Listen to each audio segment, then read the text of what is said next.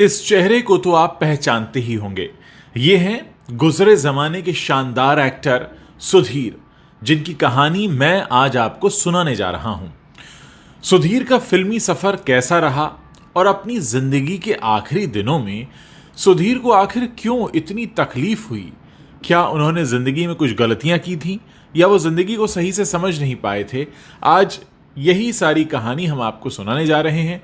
हमारे बहुत से दर्शकों ने अनुरोध किया था, सुधीर की तस्वीर हम तक पहुंचाई और कहा कि इन एक्टर के बारे में आप बताइए। इनका चेहरा तो हम जानते हैं, हमने बहुत फिल्मों में देखा है, लेकिन हमें इनके बारे में ज़्यादा पता नहीं है। तो आज का ये वीडियो आप इत्मीनान से बैठकर देखिए। हमने कोशिश की है कि सुधीर के बारे में जितनी भी इंफॉर्मेशन हमको इंटरनेट पर मिली, वो सारी की सारी इंफॉर्मेशन हम आपके लिए लेकर आए हैं। शुरुआत करते हैं सुधीर के जन्म से। तो सुधीर का जन्म हुआ था 1944 में और इनका पूरा नाम था भगवान दास मूलचंद लुथरिया।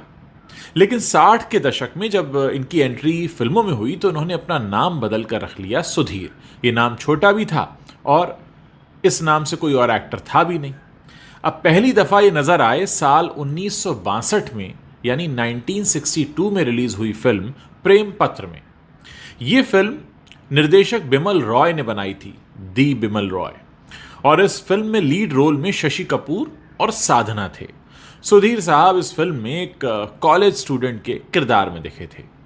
अब बात करते हैं कि ये क्या इन्होंने कभी हीरो का रोल भी किया। जी हाँ, सुधीर की करियर की जो दूसरी फिल्म थी वो थी चेतन आनंद की फिल्म हकीकत।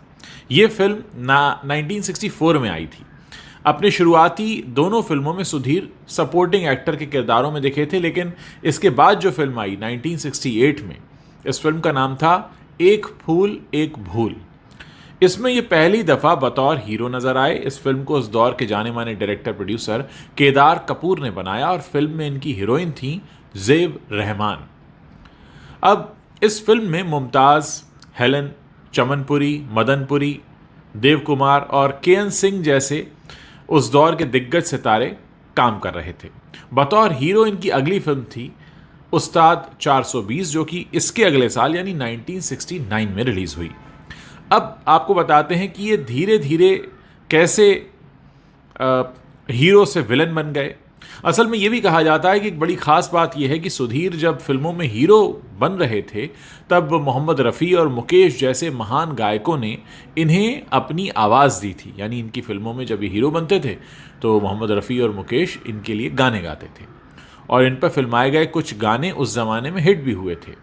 लेकिन बहुत जल्द वो वक्त आ गया जब फिल्मों में इन्हें काम मिलना बंद हो गया और एक्टिंग से इनको बहुत लगाव था और इन्हें अब ये एहसास होने लगा कि अब मेरी शक्ल ऐसी नहीं है कि लोग मुझे हीरो के रूप में देखें, और काम इन्हें फिल्मों में ही करना था।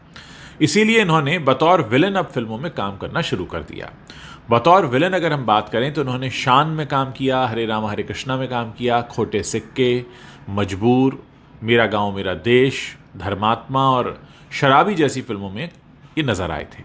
हालांकि ये मेन विलन नहीं बल्कि मेन विलन के खास आदमी के किरदारों में ही दिखते थे। इसके बाद उन्होंने कॉमेडी भी की। सुधीर ने कुछ फिल्मों में जब कॉमेडी की तो जैसे उसमें आप याद करें अमिताभ बच्चन की फिल्म है सत्ते पे सत्ता, जिसमें ये अमिताभ बच्चन के 7 भाइयों में से एक बने थे और बाद में फिर उन्होंने अमिताभ बच्चन के साथ कई और फिल्मों में काम भी किया। ये दीवार में दिखे, कालिया, शराबी, मजबूर, शान और लाल बादशाह जैसी फिल्मों में भी ये अमिताभ बच्चन के साथ दिखते रहे। शाहरुख खान की फिल्म बादशाह में भी इन्होंने एक छोटा सा कॉमिक किरदार निभाया था। वहीं दूल्हे राजा में भी इनके काम को काफ़ी पसंद किया गया। इस फिल्म में ये एसएसपी निसार खान के छोटे से रोल में दिखाई दिए थे, लेकिन मज़ेदार फिल्म थी ये, खासकर इनका रोल। अब अगर इनके करियर की आखिरी फिल्म की बात करें तो आखिरी दफ़ा ये दिखाई दिए थे झूम बराबर झूम में। ये एक बड़ी फिल्म थी और ये फिल्म यशराज की फिल्म थी, 2007 में आई थी। और इनकी एक फिल्म असल में 2009 में भी रिलीज़ हुई जिसका नाम था विक्टोरिया हाउस, और इन्होंने एक फेमस टीवी शो रहा है CID, उसके भी 2 एपिसोड्स में काम किया था। तो ये इनका कुल करियर रहा। एक लंबे समय तक ये पर्दे पर दिखते रहे और यही वजह है कि सुधीर का चेहरा जब आप किसी को दिखाते हैं तो लोग कहते हैं हाँ हम इन्हें जानते हैं, हमने देखा है, बहुत सारी फिल्मों में आते थे। बहुत सारे लोगों को आज भी इनका नाम नहीं पता होता। अब बात अगर इनकी निजी ज़िंदगी की करें तो पहली बात तो ये कि इन्होंने कभी शादी नहीं की। हालांकि कई रिपोर्ट्स ऐसी हैं जिसमें दावा ये किया गया कि इन्होंने 70 के दशक की बेहद खूबसूरत मॉडल शीला से शादी की थी और इनसे शादी करने के बाद शीला के साथ एक बुरा हादसा भी हुआ था।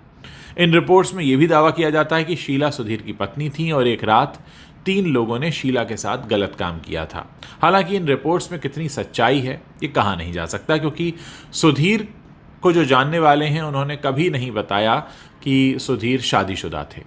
हाँ, सुधीर के बारे में एक बात कही जाती है कि इन्होंने पैसा बहुत कमाया।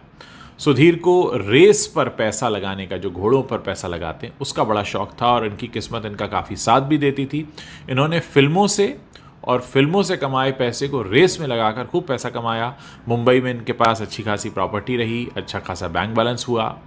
लेकिन एक ऐसी बात थी जो सुधीर को अक्सर परेशान किया करती थी और वो ये कहते थे कि इतनी मेहनत से जो मैंने पैसा कमाया है, अब इस पैसे का क्या होगा, क्योंकि शादी की नहीं, कोई बच्चा नहीं था, बहुत सी दौलत थी।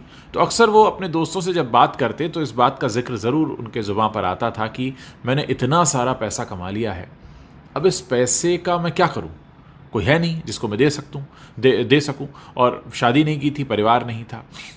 उन दिनों के बारे में लोग ये भी कहते हैं कि ये सिगरेट वगैरह बहुत ज़्यादा पीने लगे थे और इतनी ज़्यादा पीने लगे थे कि अंत समय में इनके शरीर के फेफड़े लगभग काम करना बंद कर चुके थे। इस वजह से बहुत बीमार रहने लगे थे और इनको सांस लेने में काफ़ी तकलीफ़ होती थी।